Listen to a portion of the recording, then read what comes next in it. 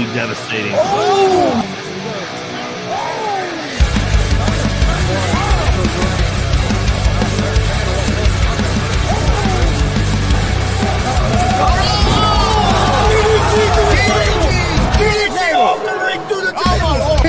This is Joey Owens' show.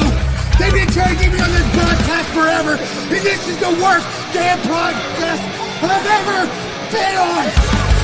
So you all can kiss my ass while I win this match.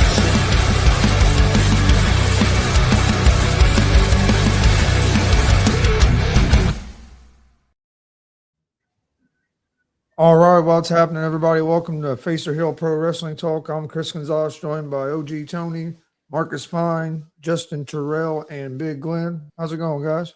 Doing great. Doing good, man. Just got done with a show, had fun on it, talking some AEW.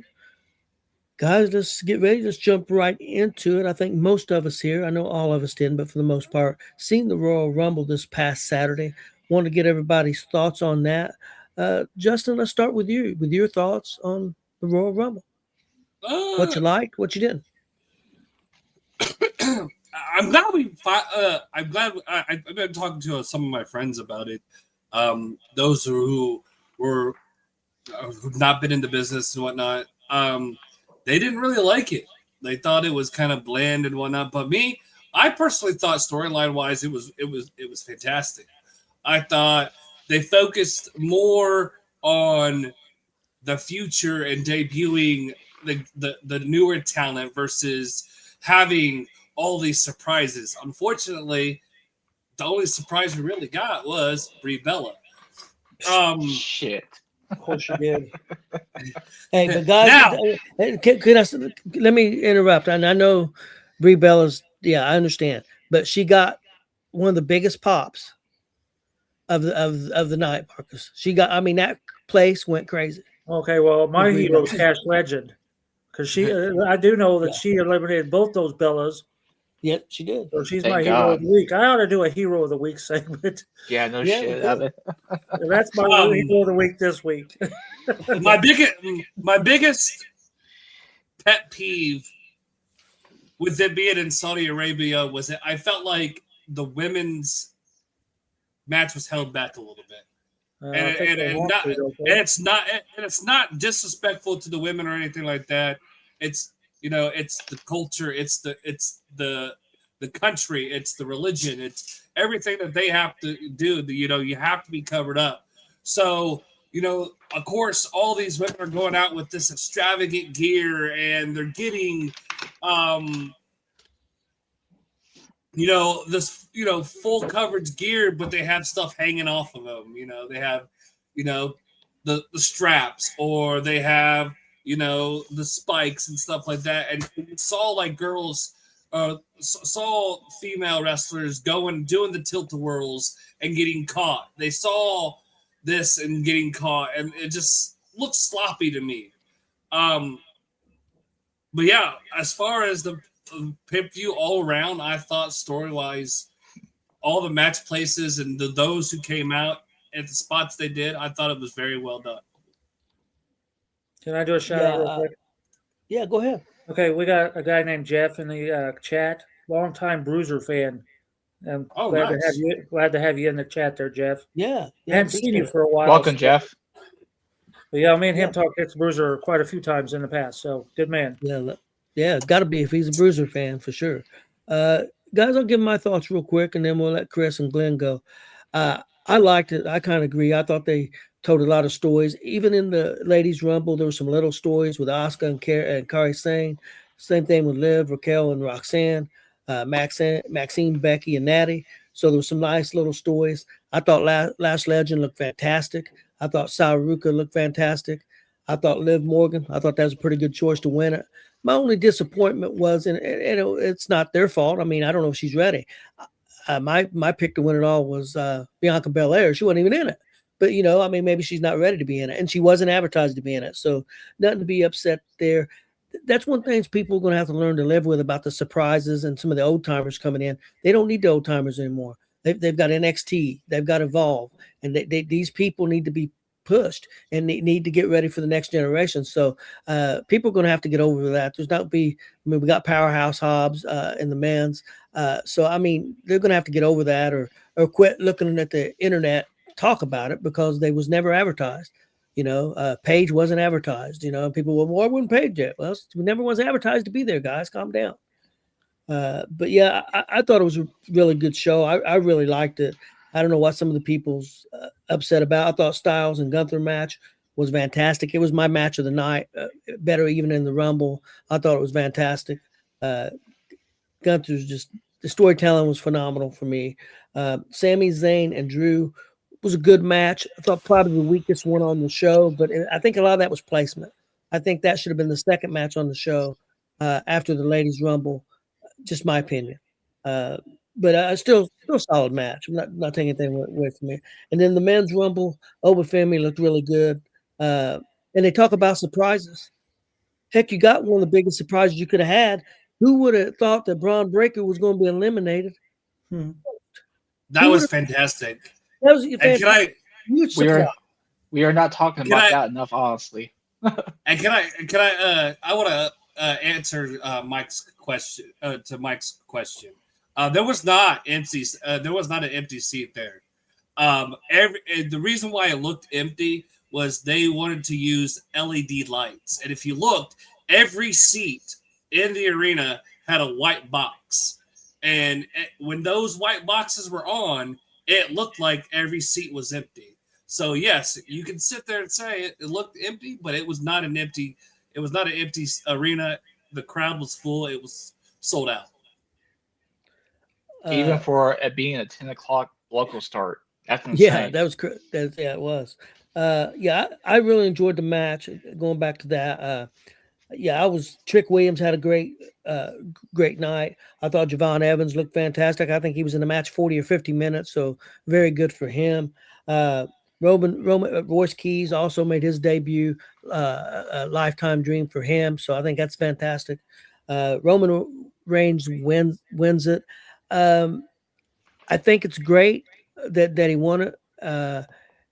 And my criticism of him winning it was, is he going to be around? But we'll talk about that when we get to the Monday Night Raw thing.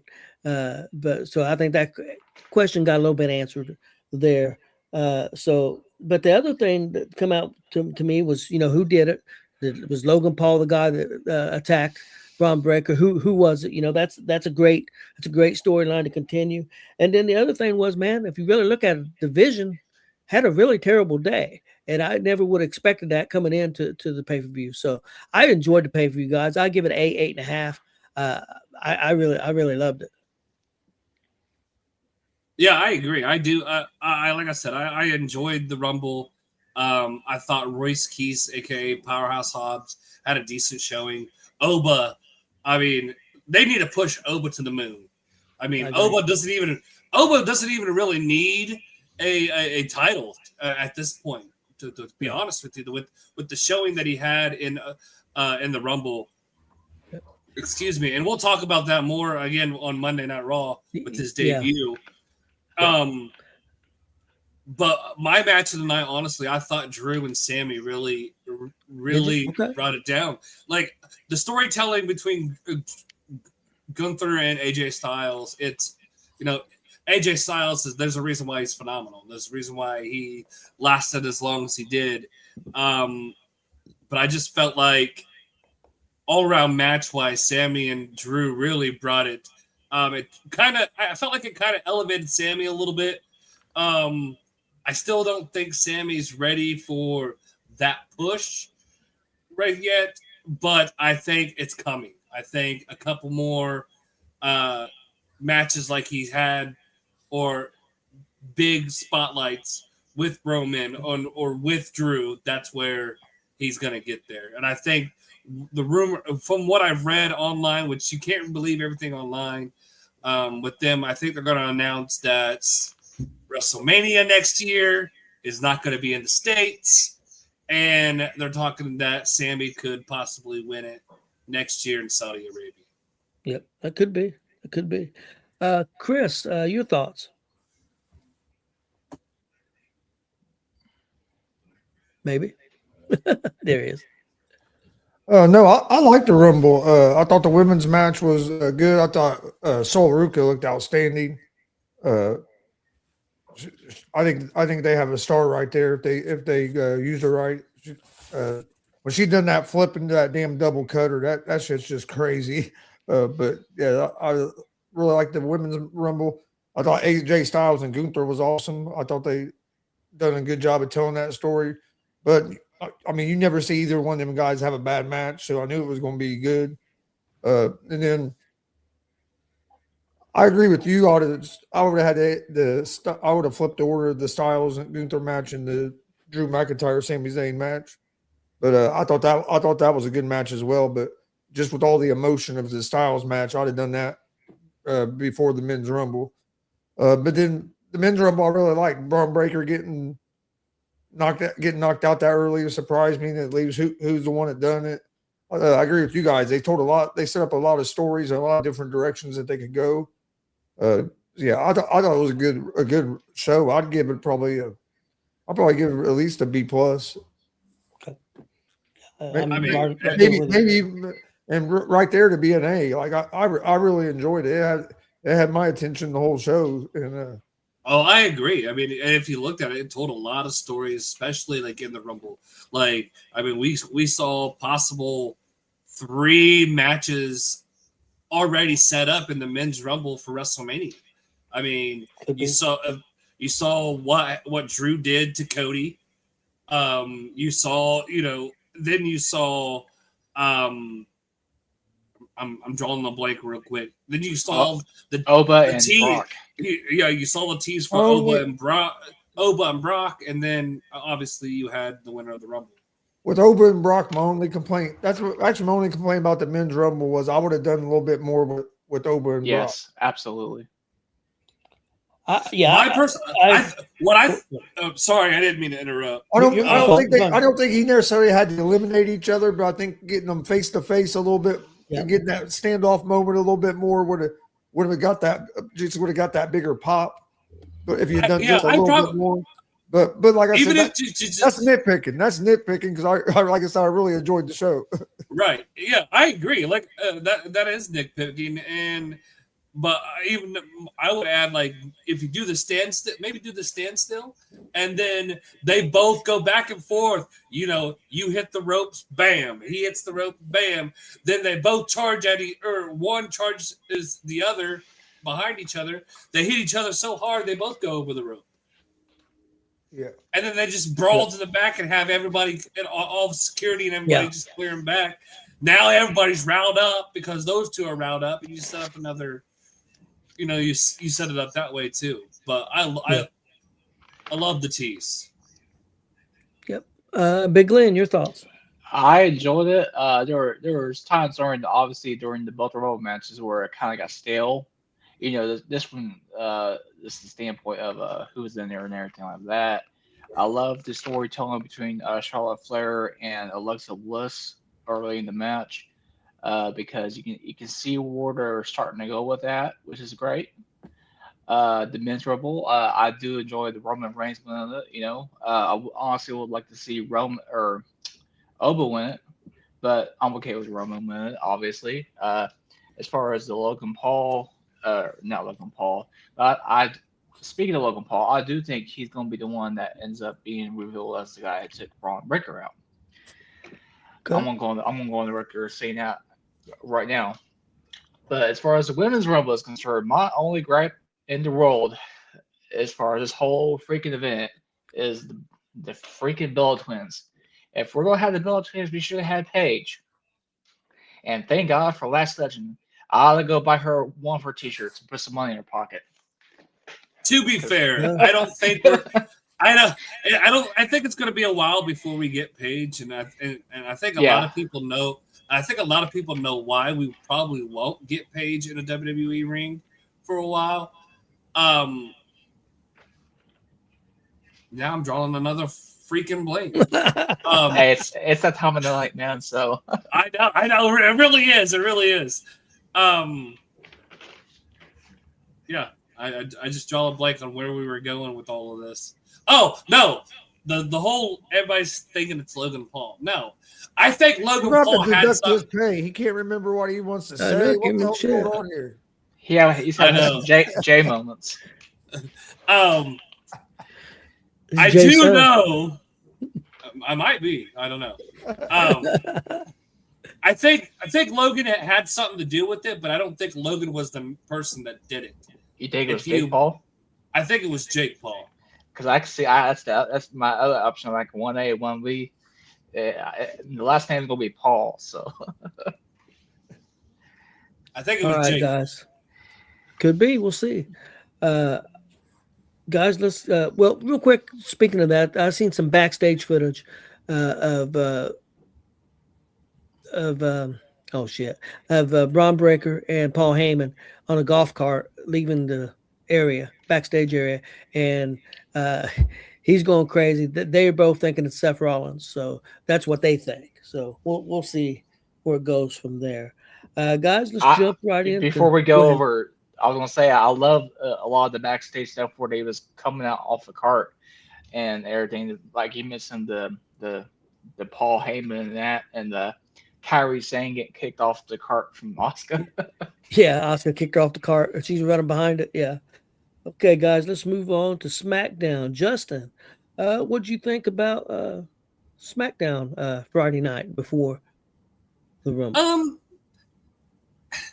I thought it was a decent show. I thought it was a good show to end or to be the go home show. I just felt like with the arena and the Titantron and everything, I think just felt like it was just way over top, and I felt like I took away from a lot of things. For example, I felt like the crowd didn't seem like they were really into it. I think they were more ready for the next day, the Rumble. But no, I loved a lot of the cliffhangers that we got in there. We got Cody Rhodes hitting the Cody Cutter on Randy Orton. You had Elliot. I just wrote it down. You had Rey Fenix coming back. You had the tag team, or you had Flair and Bliss beating Roxanne Perez and Liv Morgan. And then you got Axiom beating Gargano. I mean, it kind of sucks to see Gargano being by himself again, but it is what it is. I absolutely love Ilya Dragunov. I cannot wait to see. That's a bad dude right there, man. Yeah, I can't wait to see him be a big time player. But no, I really like the setup for the 8-man tag match, and I like how it ended in a no DQ match. Overall, I thought it was a decent show. I'd give it about a 7 as a go home show. I just felt like, again, outdoors, the big stage. I felt like that kind of gave away the aura or the hype for the Royal Rumble. But I think it also took away some of the momentum going into the Royal Rumble as well, if that makes any sense. Yeah, I thought it was a pretty decent show. I loved Rey Fenix and Carmelo Hayes. That was the biggest highlight, and the 8-man tag was good. I thought it was decent. I agree with you, probably about 7. So, yeah, I kind of agree with you, Justin. Let's move on to Monday Night Raw. Chris, that was your assignment. Let's talk about Monday Night Raw. Oh, yeah. Raw was a little weird for me because most of the show I felt like it was kind of flat, for lack of a better word.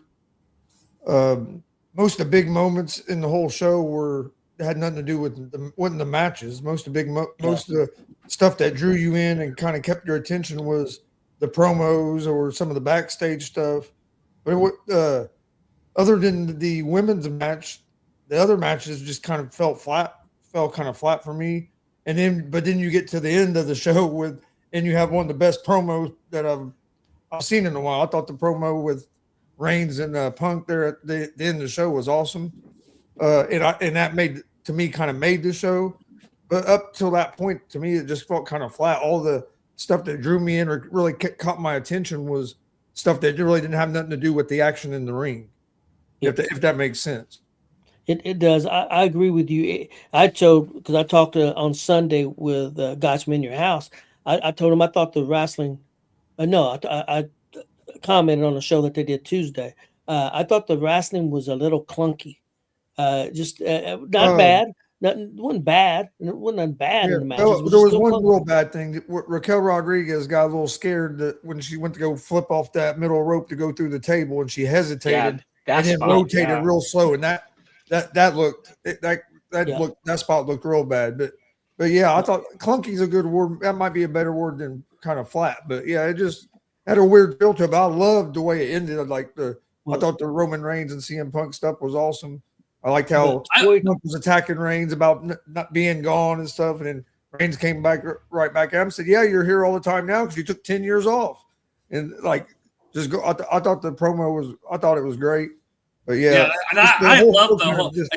He He kind of upset me. Like I really started liking, our tribal chief, and then he upset me with the Zebros comment. Like I was so excited to take my kids just to see that, just to see the Zebros, and he said it was stupid shit. Like that upset me. No, I really. To add to you guys, I thought a lot of it. I thought the wrestling was, it was clunky. It was kind of, sloppy a little bit. But you got to look at that. I thought they were jet lagged. A lot of them were jet lagged. They're flying Saturday. They wrestled in Saudi Arabia. Monday they're wrestling on Monday Night Raw. There wasn't a lot of turnover, a lot of rest time. So I saw a lot of jet lag, which again, Roman and CM Punk being able to save it. But let's talk about the Bellas promo. That was the worst promo. They turned heel on Philly when they thought Philly was booing them, when they really were saying "Coop" or Cooper to G, and it felt sloppy, and it was bad. It was probably the worst segment. You guys may think I'm crazy, but I'll give the show an 8.5, and I'll tell you why. There was 3 segments in that show that were fantastic. The wrestling was a little clunky. I'll give it a 7. The rest of the show, I'll give it a 7. But there was 3 things on that show that were, for me, were 10s. First one was the opening of Braun Breaker. I thought was fantastic. It was a 10 for me. The next one was Gunther coming out to AJ Styles music, and then doing the next thing he needed to do is when he's not killing people's careers, he's destroying people, and he destroyed Dragon Lee. Yeah. And that segment and Dragon Lee selling was fantastic. That segment was a 10. And then you go to the confrontation with CM Punk and the Tribal Chief. That was a 10. So I give it an 8.5, man. The wrestling and other stuff was a 7. But man, the storytelling in that show knocked it out of a park, man. Oh, absolutely. It was great. I agree. I'd give it right around 8.5 because I loved how it ended in the moment you talked about. But just real quick, these are the notes I took. Evans is athletic as hell. Loved Gunther coming out to Styles music, which was the point you brought up. I loved how what they did with Oba Femi coming out and destroying the Americanos. I thought that was the building him up. I really like that. And then my next notes was could have lived without the Bella promo. Yeah, we can live without them in WWE. So Hey, let's talk about El Grande Americano versus El Grande Americano at WrestleMania. That's what happened, guys. That should be the main mass versus mass, man. That's what it should be. Mass versus mass. Hey, Justin, man, I'll tell you what.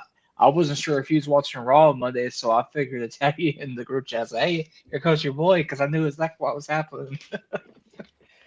Glenn, you got any quick thoughts on Raw?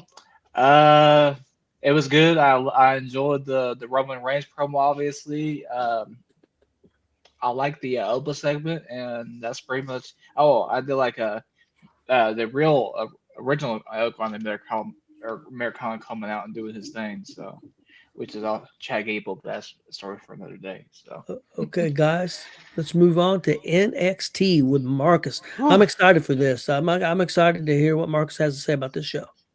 All right. Well, I got trivia questions first, so I'm going to throw them out there. Okay. And everybody may have seen this already. I just seen this before we went live, and I had to think about it. What is the only WrestleMania that the main event had both people in the main event use their real names? Son of a bitch. I've seen it And before. it's But real I can't easy because remember. Carson Drake answered it, and then once he said it, that's what everybody else says. Like, I've seen that before. Damn it. You don't know, Glenn? I thought you'd be pipe right in there, buddy. I gotta think about this one. I've seen it, And but then I once can't you remember hear who it, it was. you're going to be like, "Oh shit!" Oh yeah, I know I'm going to, because I've seen this trivia question before, and I've heard the answer, but I can't remember it. Go ahead, Marcus. Give it to us. WrestleMania 19. I'll give you that. Does anybody remember that one? WrestleMania 19. Okay, hold on. WrestleMania 19. That's before 420. One of the participants, Brock Lesnar, Kurt Angle. Yeah, one of the participants was in the Royal Rumble just like a few days ago. Yep. Okay. Okay. Today's an anniversary date. 38 years. 38 years. Let's see, I would have just been born. Is this the Hogan thing? Hogan Andre? Yeah. Wait a minute. Hogan on. Okay. 38 years today. And I live a half a block from the old Mark Square buildings. I watched that 3 years later.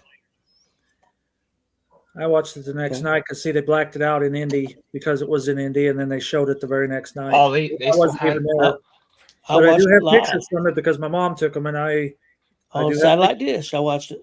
Hell yeah! Well, you be one of them gigantically large UFO things. Yes, great big some bitches. Yep. I'm not surprised, Tony. You know. Every so often, we're out in the country, you'll see one of them. Like, of course, it's not kids anymore, but it's like, oh, there's somebody that junk that. But anyway, okay, go ahead. Yep, I remember watching that there, and I've always remembered since I was a little kid that giant ass fucking satellite in his backyard. Yep. Okay, Marcus, your thoughts on NXT? Oh, I loved it.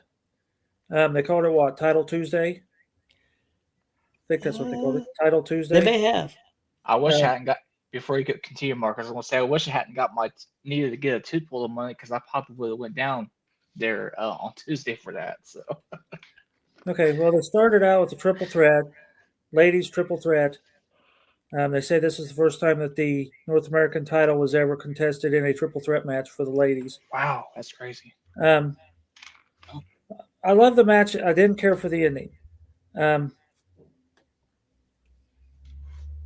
A lot of substitution holds. I loved it. Izzy and Thea using a lot of sub holds. I love that. I'm going to have to do my weekly don't disrespect the title when she ran over there and looked like she chewed a bite out of the leather strap. It's like, keep it out of your mouth. It doesn't belong to her. She's not Pete Dunne, you know.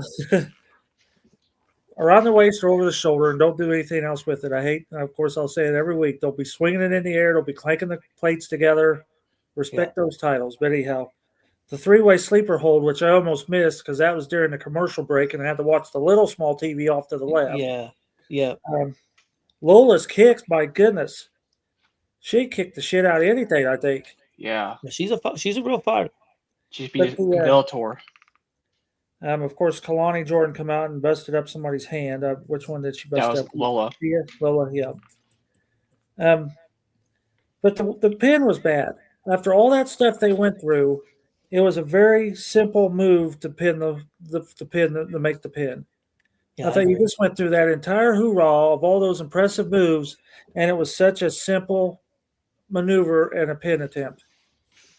And it's like that's the only thing. I give it a 7 only because I didn't care for the end. Okay. On that match. All right, let's see what's next. I'm still learning my people. Elo LaFleur and Charlie Dempsey. Oh, that's that 3 minute. I don't know if I care about those 3 minute speed matches. Yeah. I don't know. That's just kind of. What'd you think of the how he got the pin there with that head scissor? Well, I thought Charlie Dempsey should have won it with all his unique pin attempts. Oh yeah, Dempsey's. And he didn't get it. The other guy did. Well, you know do you know who Dempsey is? I know who he is. I'll let Marcus figure it out now. That's William Regal's son. Yep, William Regal's son. Oh, I had no idea. Yeah, can you not see him in his face? Can you not see his face? Well, it's kind of hard when they're doing a 3-minute match. It's kind of hard Yeah. to keep Well, I track of know, I it. know.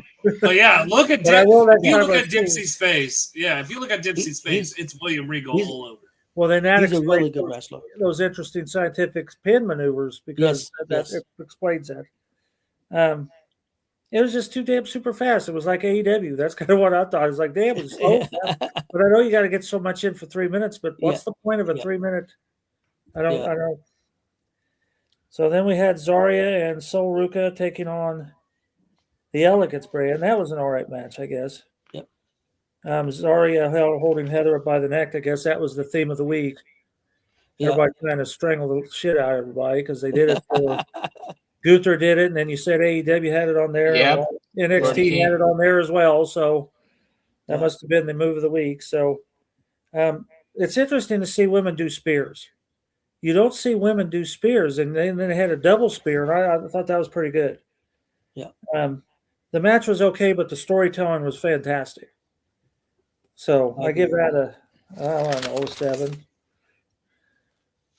Lexus King finally looked good this week. He did. I thought you didn't think he did? No, I did. I agree with you. He looked good.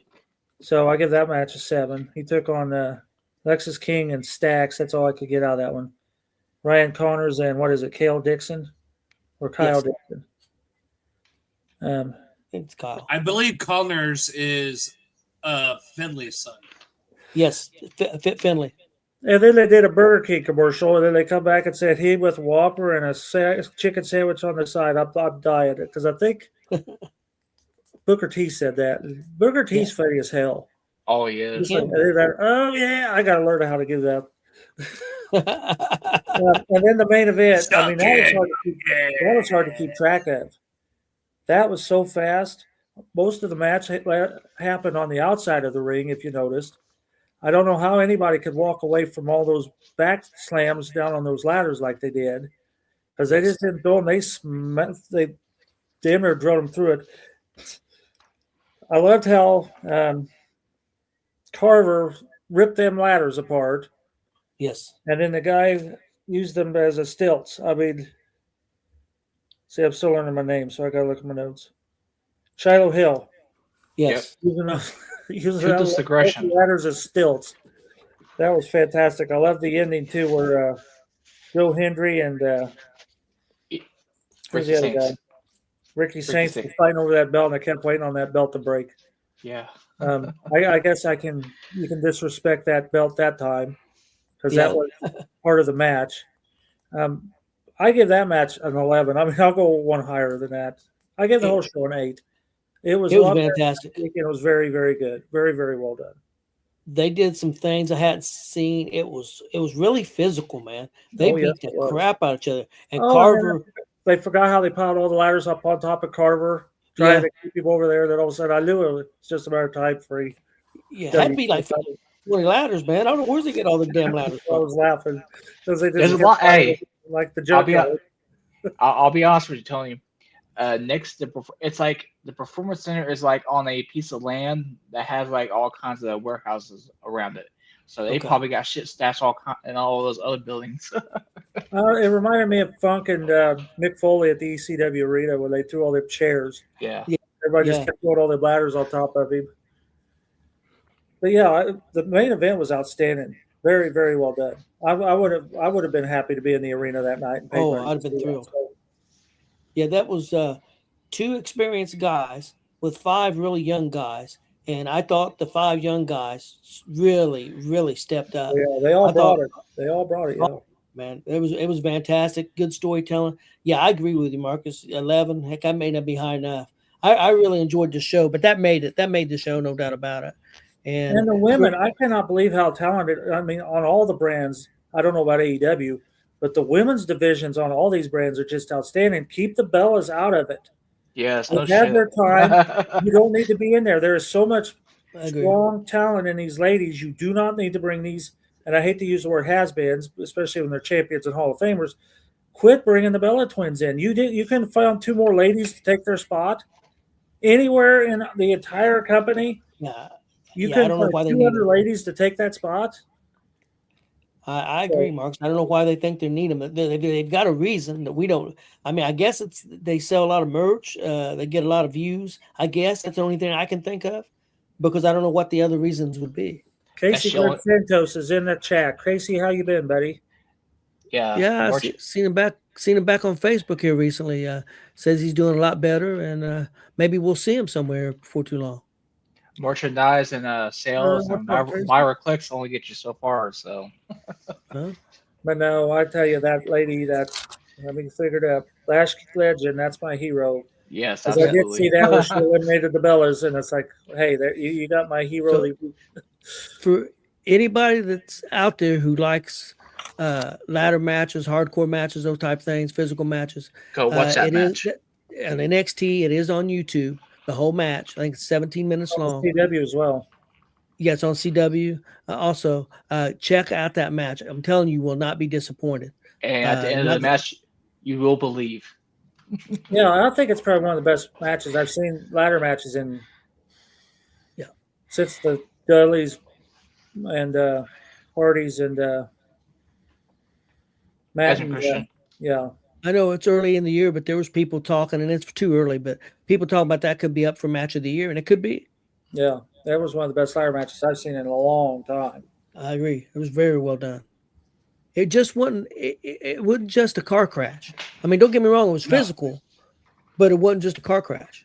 Well, everybody worked so well together. I mean, that's the thing. A lot of the time, everybody's on their own schedule, but everybody was in spot on where they needed to be to do what they needed to do. But again, you never seen a guy rip a ladder in half and then a guy use it for stilts. I mean, it's like, damn. Yeah. I don't know where they come up with that, but it was fantastic. Okay, guys, let's move on to Big Glenn and AEW. Glenn, your thoughts? What you liked? What you didn't like on AEW last night? I'll go ahead and start with what I did like. This incident took place during the main event. And it's the one that got everybody talking on social media, obviously, between Brody King and MJF. The crowd was chanting F-Ice, so. And MJF gave the camera, one of those funny looks, but he's pretty much agreeing with the crowd in that way. So, but Brody King, defeated MJF. We had Ricochet and Jungle Boy. Ricochet beat Jungle Boy. And a few other matches that took place on the card was Andre El Idolo. He defeated Kenny Omega, and the other noteworthy match would have been Orange Cassidy and Tony Storm defeating Brittany Brooks and Jordan Oasis in a duos match. Yes, it's your average AEW. I'd have to rate it 6.5 out of 10. So, okay, it started slow for me. I watched the show. It started slow for me. I thought it picked up there in the Omega match. I thought the Omega and Andrade match was the match of the night for me. Ricochet match was okay. I thought it was a pretty good show. I'll give it. I thought it was better than last week. I give last week 7.5. I'll give this one an 8. Brody King beating MJF in 3 minutes. That's kind of a shock type thing. Yeah. One thing I don't like. I don't like them having these title eliminators. I mean, you get a guy who hasn't beat nobody, and Brody said, I want a match, and if I beat you, then I get a title match, and he beats MJF in 3 minutes. So now they're going to wrestle in Australia next Saturday. MJF's probably going to win the match, and that's going to be the end of the feud, and they're going to end up 1-1, and they're going to – it's 50-50 booking. I'm not a big fan of that, but I'm going to say so much I think – go ahead. I was going to say it's so much of the WWE in the 2000s and the late 2000s was 50-50 and stuff. So yeah, I know exactly where you're coming from on that. And I thought Andrade's being presented in a different way than he's been presented in a while. He looks important, even though he's kind of a chicken shit heel. He's cheating, low blows, and that's how he's winning. But he's beat Kenny Omega. He's beat Swerve Strickland. That's 2 huge wins for him. So I tell you what, that show, the Australia show, they're going to have. It's going to be a tape delay show. It'll be on 8 p.m. the Valentine's Day, the 14th. It looks like a really good show. I got to give them credit. They usually struggle to build shows. I think they're doing a good job on building this one. Okay, Glenn, you tell got you what, anything else?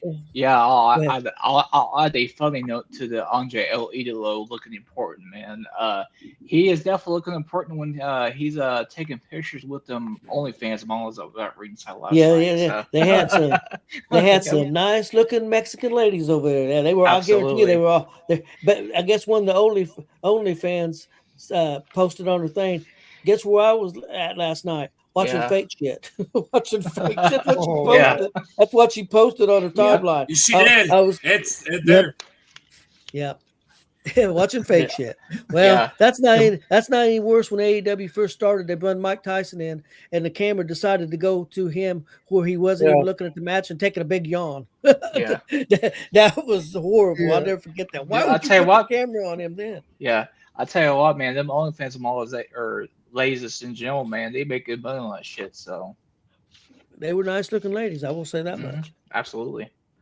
Well, guys, let's move on from there, and let's go to our old school match. Some of you may be able to do it by memory. We'll let Marcus go first. There's Greg the Hammer Valentine versus Ricky Steamboat at WrestleMania 4. And me and Marcus talked earlier today. You know, Greg Valentine really don't get the credit that he deserves, man. No, He's no. a fantastic wrestler, technician, brute. He had brutal matches. Every move that he did meant something. You know, I mean, wasn't no waste. He had that look. He had that look to him as well. He had a look to him like he was a brute. Like he just Yeah. he had that look. Looked like you didn't want to fuck with him. I mean, he really did. Yeah, he was a hell of a worker. Yep, I agree. Marcus? Okay, who actually watched it here this week? I did. I did. Tonight. Okay, so what's my first complaint right off the bat? What's my the kid? Steamboat Yes, Brown, the that's kid. exactly right. I hated Steamboat eras where he kept dragging his son down the ring. Why do you have to do that? Well, It's like nobody cares. But you know who probably that was probably That's Vince's idea. That's Vince. Anyhow, so after you got through that hoopla crap, for Steamboat's technical arm drags, there ain't anybody that could do it any better than Steamboat could. Nope. Scientific old school. I'm trying to remember what I wrote here.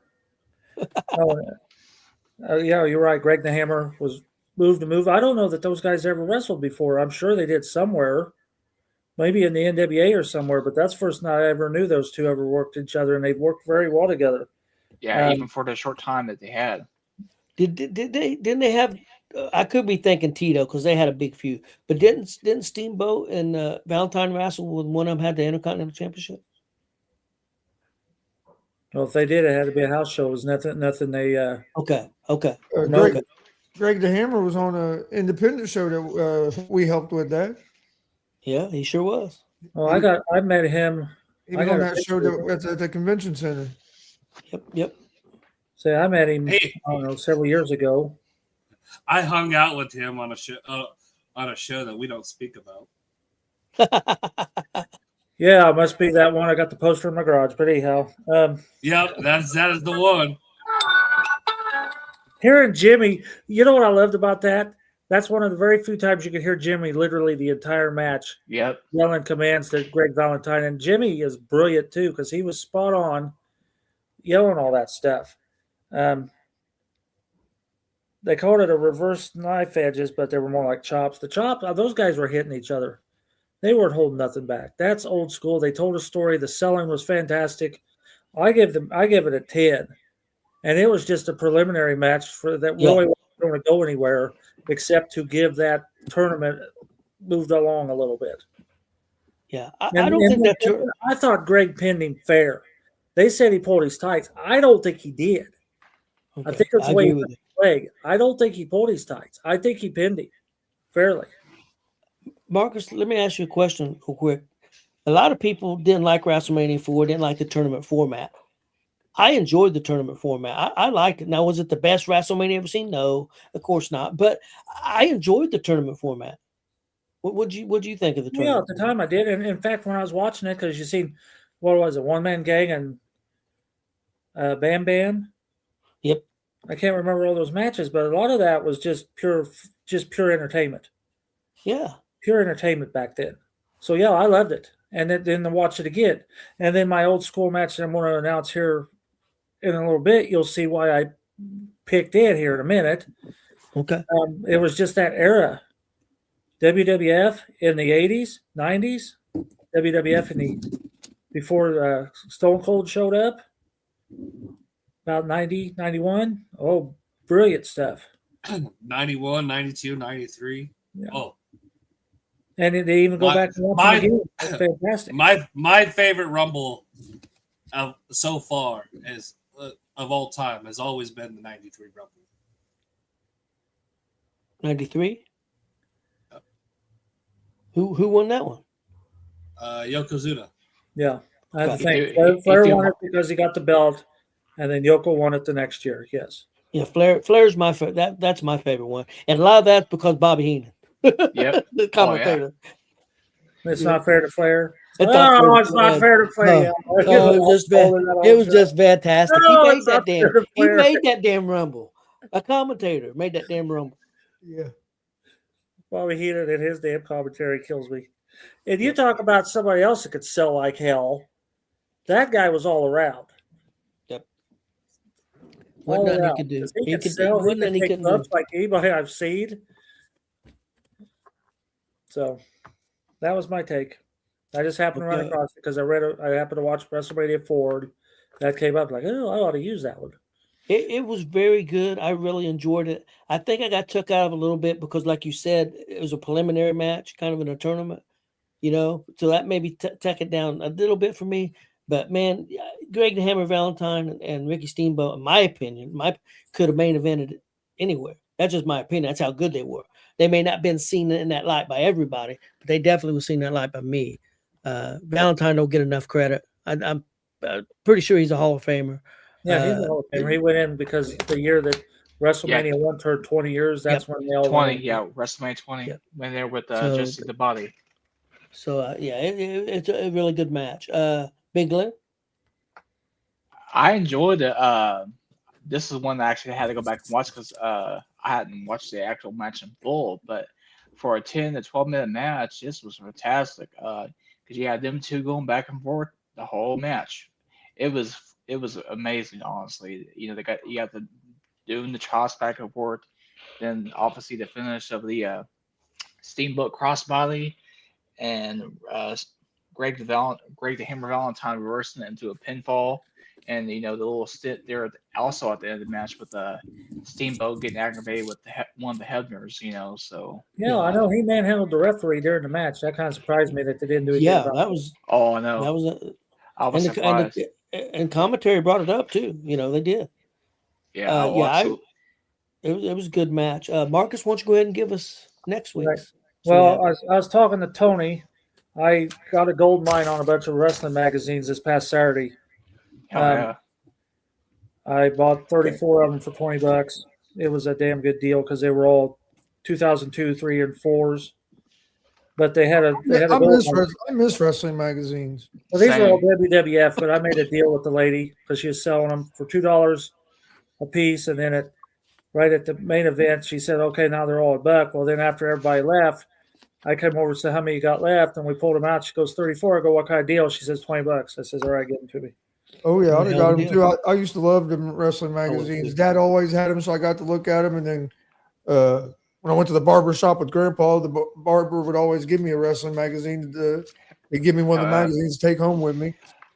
My two favorite magazines were from the I want to say it's from the editor. It was the World of Wrestling magazine with the Mick Foley picture on it. I have all those.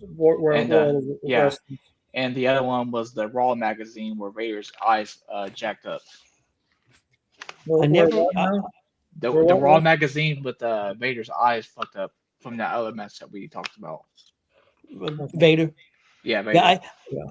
Guys, I don't know about you, Marcus. I was never a big fan of wrestling magazine, but I never cared for the Raw magazine. No, I love the old WWF with the old WWF logo. When they started changing the design of that logo, the magazine kind of started going south a little bit. Again, Marcus, you get those 80 magazines, You can't beat him. Okay, well, anyway, in that box, Chris, if you can make me big, trust me, I had a gold mine here worth the entire $20 I spent. I would have paid $20 for this magazine alone. This here is the official souvenir magazine souvenir program from SummerSlam 91. 90. SummerSlam 90. Okay. This was in the box. This is the one you bought the arena. Oh yeah, that's cool. Damn. And then I would have paid $20 for this, just for this magazine. Yeah. So anyway, on the back is the card. Oh shit. And Yeah. the main event, you guys pick.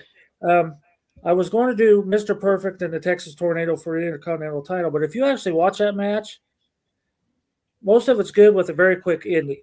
And I thought, no, that's not going to be very good because they went at it for maybe 3 or 4 minutes of fantastic, and then it was just bang. It had to be a time cut. Yeah. Okay, so it was a double main event. Do you want Hogan versus Earthquake? The return of Hulk Hogan and it said tugboat, but it ended up being Cage match. It's gotta be the cage match. Warrior Ravish and Rick Rude. Yes. Is that the one you want to do? Yeah. It's very well done, and then you get to see what I'm talking about. Bobby Heenan selling in that. Yes. Okay, so it's SummerSlam 90. Okay. Yeah, SummerSlam 1990. Ultimate Warrior taking on Ravish and Rick Rude for the title. That's gonna be a good one because I know Okay. how the it's the old Hogan blue match cage. ended. It's the old blue cage. Yes. Okay, guys. I can got I- one more. Go Can I ahead. add one? Can I add one to the list? Well, won't you let you pick one for the next week?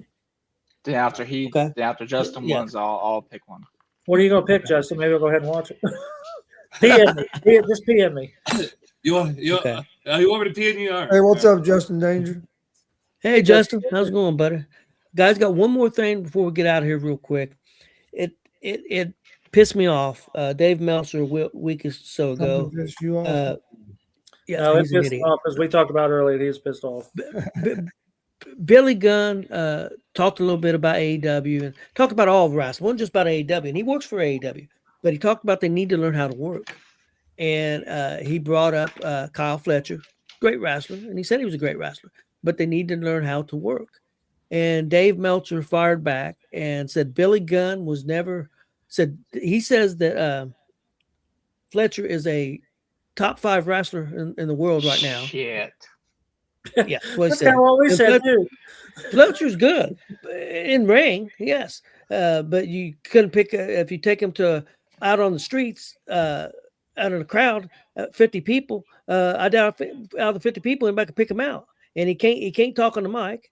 But he's young. He's 26, 27 years old. I mean, he's still got plenty of time, and I think he's in the ring. He is very good, but he said he's top 5 in the world, and he said that Billy Gunn in his career was never top 200 in the world. Billy Gunn's a fucking Billy Gunn's a Hall of Famer.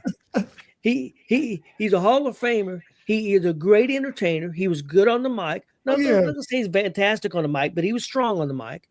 He, like I said, He was strong in the ring. He was strong on the mic. He had charisma. Like charisma. He joined DX. DX, one of the greatest. At a time, he was probably. There was a time where he was probably top 25 in 1999. You know, when he won the King of the Ring. Yeah, he won the King of the Ring. He was the Intercontinental Champion. He was a European champion. Tough enoughs too. Now the Rock, that feud he had with the Rock after that was something. You know, they may have taken him down a notch, but that's beside the fact. And he had a big part in DX. Like he was he was a big part of DX with his. So yeah, he was definitely. I guarantee in my mind there was a time where he was top 25. Yeah. Oh, I agree. He would, but with the New Age Outlaws with the smoking guns, him and Bart Gunn, like don't forget Billy and Chuck. Phenomenal. Yeah. Oh shit. Yeah, I forgot about those guys. Well, when we was in Converse, like I was telling Tony earlier, Maples booked the New Age Outlaws, and some smart ass kid at ringside says, "Oh, it's Billy and Chuck." He says, "Dude, I'm telling you right now, that made me $1 billion." Justin Danger said he was a better worker as Smoking Gun Billy Gunn. Good tag team. He was a real good, probably a better tag team than him and Road Dogg. But him and Road Dogg was so charismatic, they got a lot more popular. But them two together, when they joined DX, made DX better. Yeah. I mean, they really did. I mean, they really did. I mean, yeah, to say that Meltzer's a fucking moron. I mean, That's I mean, that's come not- on. That's That's something I mean, good. well, to a guy that's supposed to be a wrestling historian, be a wrestling historian. Just don't hate on somebody on a group that you don't like. If you hate WWE and you want to suck AEW's balls, that's fine. But if you're an historian, be an historian and be honest. And don't get me wrong, I've been watching AEW lately, and they've got a lot better. They really have. And Yep. I want AEW to be successful because it's good for everybody. But you don't have to. I watch a lot of podcasts, watch a lot of stuff so I can learn. But then you watch these podcasts, and I see how they cover AEW, and then I see how they cover TNA and how they cover WWE, and you see the bias. You see a big bias on a lot of them. And they're not biased for WWE. People gonna say they're biased. No, they're not biased for WWE because WWE ain't gonna kiss their ass because they don't need them. WWE don't need any of them podcasters. Can I give you some stats? Yeah, go ahead. Okay, well, this is Pro Wrestling Illustrated, probably the top magazine in the world today for wrestling. He was the Tag Team of the Year in 1998 with Road Dogg, Tag Team of the Year 2002 with Chuck, ranked number 39 out of 599, 231 in 2003, and he was number 43 in the top 100 tag teams in 2003. Now, you tell me that guy ain't ranking nowhere. Yeah, and right now, Kyle Fletcher has not been a world champion. Well, let's look his stats up. Probably will be a world champion. I wouldn't be surprised. Very good in the ring. Very, very good in the ring. Very talented guy. He's getting better on the mic, but he's been a tag team guy for a long time. He's just not really getting a singles run in the last year to 16 months. Dude could be a superstar. I'm not taking anything away from him. He's not the guy that said this. That's Meltzer. I'm not. But also, I think Billy's upset because a lot of these guys won't listen to any of the veterans. AEW is notorious for not listening to the veterans. Why I think Punk left. I was going to say CM Punk has said that. Dean Malenko, Tully Blanchard. There's been a lot of people that said that. It ain't like he's the first person that said that. No. And he still works there. And his sons both work there. I mean, the guy's just being honest. I think if his sons went in there, he probably wouldn't be messing with it, honestly. So. Yeah, he ranked number 33 this past year. Yeah, he's very good. So he was right there, Billy. Yep. So, of course, it was like 2 decades later, but still, Billy. But have you seen Billy? We talked about that too. Billy's bigger now than ever. The guy's beefed up. I mean, yeah, he's in shape. yeah, he still can go in the ring too. They say so. All right, guys. I thought we had a really good show. Hope everybody enjoyed it. Check it out. We appreciate it, man. We had a lot of people watch last week. Kind of almost doubled what we've been doing. So hopefully this show will do the same. Like up there on the screen, please subscribe. Please subscribe on YouTube. I can't talk. Surprise, motherfucker. Yeah. Wow. Hold on. Let me tell we cannot end until Marcus says that. Marcus has to say it. Nope. Okay. No, you got to say it, Marcus. I will say you it. can hit a few of my Monday shows where I will say that.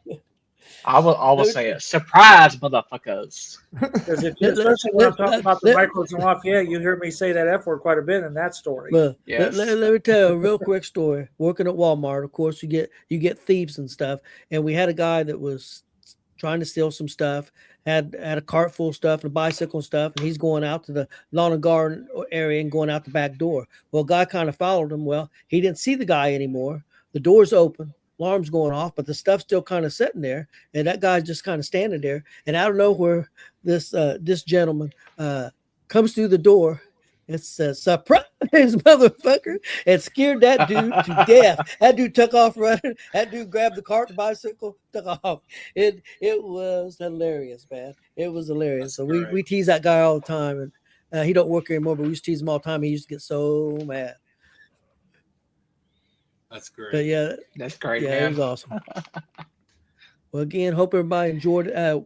Me and Chris and Big Glenn will be back on the air here in just a little bit with Thursday Night Blitz. We talking some football, talking about some Super Bowl, and we'll have some special NBA talk since the NBA trade deadline was earlier today. We'll have a lot to talk about there too. So check us out at 10, and we greatly appreciate everybody watching, and everybody have a great night.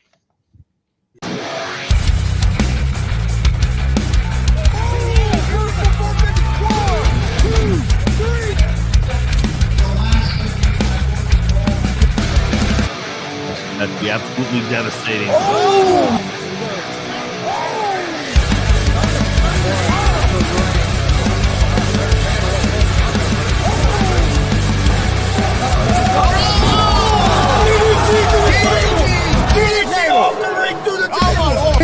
This is Joey Owens' show. They've been trying to get me on this broadcast forever, and this is the worst damn podcast I've ever been on. So you all can kiss my